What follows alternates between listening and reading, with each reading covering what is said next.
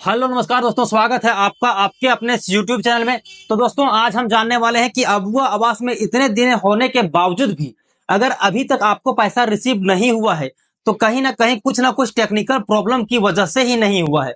क्योंकि अधिकतर आप जितना भी डिस्ट्रिक्ट में देखोगे या फिर आप अपने गांव पंचायत को लेवल को देख सकते हैं, सबों को क्या है कि 30-30 हजार जो प्रथम राशि थी वो सबे के बैंक खाते में भेज दिया गया है। लेकिन अगर आपको इतना होने के बावजूद भी अगर नहीं मिलता है तो कुछ ना कुछ प्रॉब्लम है। तो क्या प्रॉब्लम है उसी के बारे में हम आज अब कंप्लीट जानने वाले हैं और पूरा सॉल्यूशन के साथ जानने वाले हैं कि प्रॉब्लम क्या है, उसका सॉल्यूशन क्या होने वाला है। तो दोस्तों आइए अब हम शुरू करते हैं। तो दोस्तों सबसे पहले आपको आपके अपने मोबाइल में या फिर पीसी में कहीं भी आप जहां भी सहूलियत पड़ता है, सबसे पहले आपको अपना क्रोम ब्राउजर ओपन कर लेना है। क्रोम ब्राउजर ओपन करने के बाद दोस्तों यहां आपको गूगल में आ लेना है। उसके बाद एनपीसीआई लिखना है। क्या लिखना है? एनपीसीआई। उसके बाद एंटर कर देना है। एंटर कर देने के बाद दोस्तों हमारे सामने जो पहला वेबसाइट आएगा, जैसा कि देख पा रहे हैं, NPCI national payment corporation of India, इसी में हमको क्लिक कर लेना है दोस्तों। और आपके साथ हम पूरा डिस्कस करने वाले हैं। तो जैसे हम इसको क्लिक करते हैं उसके बाद हमारे सामने कुछ इस प्रकार के पॉपअप खुल के आ जाते हैं, जो कि आप देख सकते हैं। और यहाँ आने के बाद दोस्तों हमको सबसे पहले सेलेक्ट कर लेना होगा ये कस्टमर का वाले सेक्शन। ये जो कंज्यूमर वाले सेक्शन है दोस्तों, सबसे पहले हमको यही प्रेस करना है। तो दोस्तों हम आपसे यही कहेंगे कि आप जब भी मेरा वीडियो देखोगे तो आपको पूरा वीडियो को एंड तक देखना है, क्योंकि बहुत सारी ऐसी जानकारियां होती है जो हम शुरू से अंत तक जाते जाते देते हैं। तो इसलिए आपको थोड़ा सा भी स्किप नहीं करना है, वीडियो को पूरा देखना है। अब दोस्तों आप तो इतना जान गए कि कंज्यूमर में क्लिक करना है, तो आइए हम क्लिक कर लेते हैं। अब दोस्तों जैसे हम कंज्यूमर पर क्लिक करते हैं उसके बाद हमारे सामने कुछ इस प्रकार के आ जाते हैं, जो कि आप देख सकते हैं। हमने पहले कंज्यूमर पर क्लिक किया तो हमारे सामने इतने सारे नीचे लिंक आ गए जिस पर हमको क्लिक करना है। तो दोस्तों आइए अब हम इसको क्लिक कर लेते हैं। यहाँ सबसे पहले हमारे पास आता है भारत आधार सीडिंग इनेबल बेस, तो इसको हम क्लिक करते हैं दोस्तों। अब दोस्तों जब हम क्लिक कर लेते हैं तो हमारे सामने कुछ इस प्रकार के खुल के आने लगते हैं। तो सबसे पहले आपको आपका आधार नंबर डाल लेना है। तो जैसे कि मैं अपना डाल देता हूं। दोस्तों हमने अपना आधार नंबर को डाल लिया है। आपको भी अपना आधार नंबर को फिल कर लेना है, तभी आपको आगे का प्रोसेस समझ में आएगा। जैसा कि दोस्तों आप देख रहे हो कि हमने अपना आधार नंबर को फिल कर लिया है। उसके बाद देख सकते हैं आधार नंबर को फिल किए, उसके बाद हमने अपना कैप्चा को फिल किया। उसके बाद हमारे पास आ जाता है चेक स्टेटस वाला। तो हम चेक स्टेटस पर क्लिक कर लेते हैं ताकि आगे की ओर हम बढ़ पाए। दोस्तों इतना करने के बाद हमारे पास एक ओटीपी आएगा, जो कि हमको ओटीपी को अपना यहां दर्ज कर लेना है। अब दोस्तों जैसा कि आप देख पा रहे हैं हमने अपना ओटीपी को यहाँ फिल कर लिया। उसके बाद सबमिट वाले टैब पर क्लिक कर देते हैं। और दोस्तों जैसे ही हम सबमिट वाले टैब पर क्लिक करते हैं उस तरह से आप देख सकते हैं हमारे सामने ये मेरा आधार नंबर हो गया।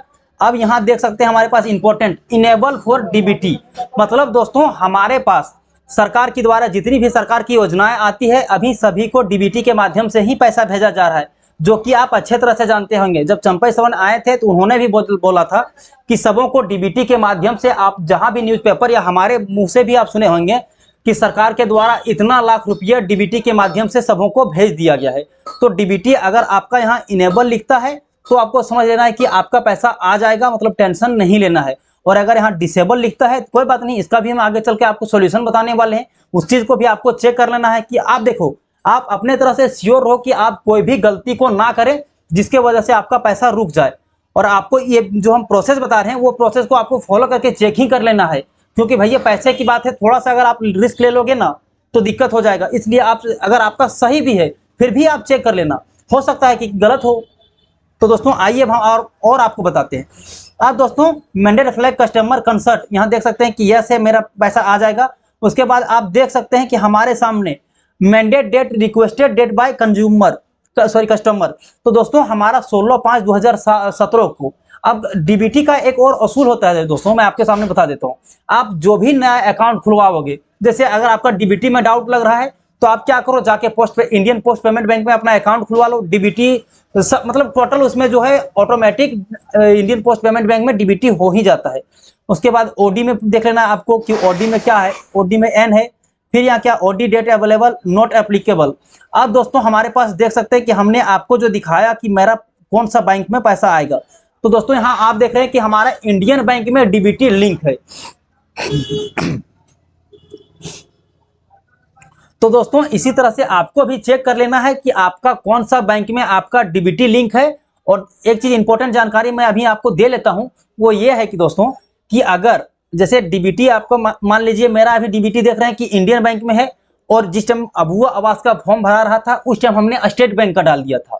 तो मैंने डाल दिया था स्टेट बैंक का, लेकिन उसमें पैसा नहीं आएगा, क्योंकि अभी क्या है कि आधार कार्ड के नंबर से ही सबों के पैसा भेजा जा रहा है। तो मेरे जो पैसा आएगा वो स्टेट बैंक को छोड़ करके इंडियन बैंक में, क्योंकि आधार कार्ड से पैसा भेजता है और आधार कार्ड में डीबीटी जिसमें लिंक होता है उसी में पैसा आता है।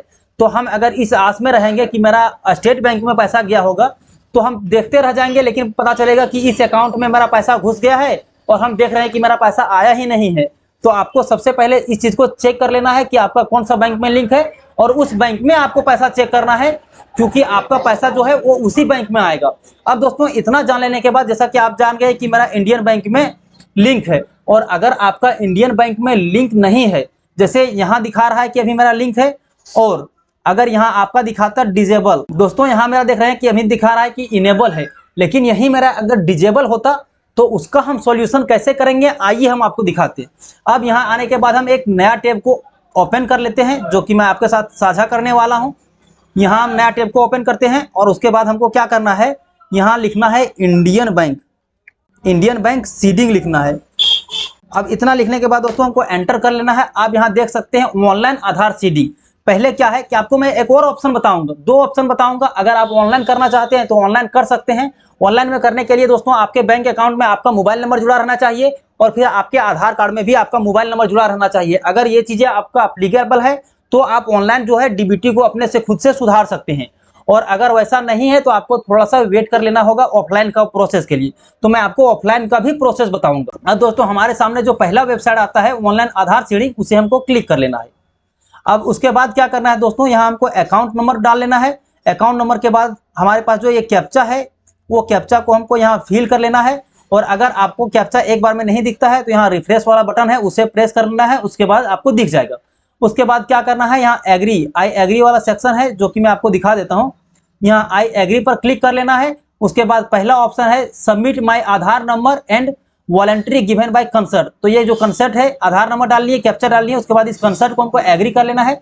उसके बाद use my Aadhaar detail to authenticate me from UIDI, मतलब यहाँ डालने के बाद आपके आधार कार्ड से आपको OTP जाएगा, जैसा कि नीचे देख रहे हैं। Use my mobile number for seeding SMS alert to my me for seeding process, मतलब हम यहाँ से अपना आधार कार्ड को जोड़ेंगे, आधार कार्ड से मेरे मोबाइल में एक OTP आएगा, OTP को फिल कर लेना है। उसके बाद seed the Aadhaar number two all my account with Indian bank. जैसे ही हम अपना OTP को डालेंगे दोस्तों, उसके बाद हमारा प्रोसेस कंप्लीट हो जाएगा, और उसके बाद हमको यहाँ सबमिट वाले सेक्शन पर क्लिक कर लेना है। जैसे ही सबमिट के सेक्शन पर हम क्लिक करेंगे, उसके बाद हमारा इंडियन बैंक में आधार सीडिंग हो जाएगा। दोस्तों अब हम चलिए आपको बता देते हैं कि ऑफलाइन प्रोसेस क्या करना है डीबीटी को सुधारने के लिए। तो दोस्तों हमको यहाँ आके गूगल में आ लेना है। उसके बाद हमको एक फॉर्म जनरेट होगा, जो कि मैं आपको दिखा देता हूँ। बैंक सीडिंग के हम लिखेंगे bank seeding, bank seeding PDF form लिख लेंगे। उसके बाद कुछ इस तरह के दिख जाएगा, जो कि मैं आपको दिखा देता हूं। अब दोस्तों देख सकते हैं हमारे पास जो पहला वेबसाइट आया है कुछ इस तरह करके, उसी में हमको क्लिक कर लेना है, और वहां से एक फॉर्म जनरेट होगा, जो कि मैं आपको दिखा देता हूं। जैसे यहां से हम दोस्तों आ लिए, उसके बाद हमारे सामने कुछ फॉर्म आएगा, जो कि मैं आपको दिखा देता हूं, और इसी को भर लेना है। दोस्तों हमारे सामने 3 पेज का आता है। फर्स्ट पेज हमारे सामने ये हो गया जिसका हमको काम नहीं है, सेकंड पेज ये हो गया जिसका हमको काम नहीं है। अब हमारे सामने थर्ड पेज आता है। तो आइए हम थर्ड पेज को डाउनलोड कर लेते हैं पहले, उसके बाद हम आपको प्रोसेस दिखाते हैं कि किस तरह से इसको भरना है। और दोस्तों फिलहाल तो आप इतना जान लीजिए, अगर आप कहोगे, आप लोगों में अगर 50 कमेंट आता है कि हमको इसको बना दीजिए, ऑफलाइन प्रोसेस बता दीजिए, तो मैं बता दूंगा। और नहीं तो आप कुछ कमेंट करके, अगर 2 4 10 लोग भी कमेंट करके हमको बताएंगे कि इसका किस तरह से फॉर्म को भरना है, वो प्रोसेस बता दीजिए, तो हम बता देंगे। तो दोस्तों उम्मीद करते हैं यह जानकारी आपको अच्छा लगा होगा। अगर अच्छा लगे तो चैनल को सब्सक्राइब कर लें। फिर मिलते हैं अन्य किसी वीडियो में, तब तक के लिए जय हिंद।